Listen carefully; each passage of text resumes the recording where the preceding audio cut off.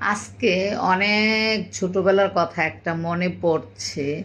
রুটি সবসময় মনে পড়ে, কিন্তু আর হয় না, করা হয় না।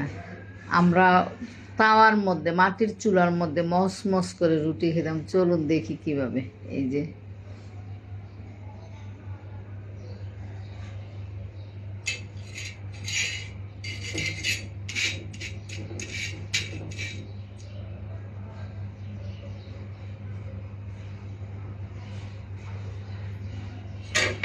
আমরা সবাই নিশ্চয়ই খাইতাম, তাই না? অনেক, একটা রুটি যদি মসমস করতাম, ভাই বোনরা মিলে কারাকারি কারাকারি লাগতো, তাই না? কে কে খেয়েছেন এইভাবে রুটি? এই যে আমার মসমস রুটি হয়ে গেছে। ছোটবেলার কথা মনে পড়ে ভালো। ও কি মজা! একটু ঠান্ডা হইলে মস মস হবে।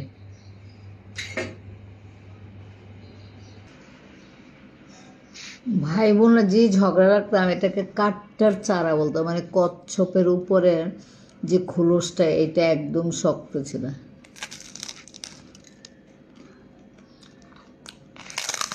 হুম।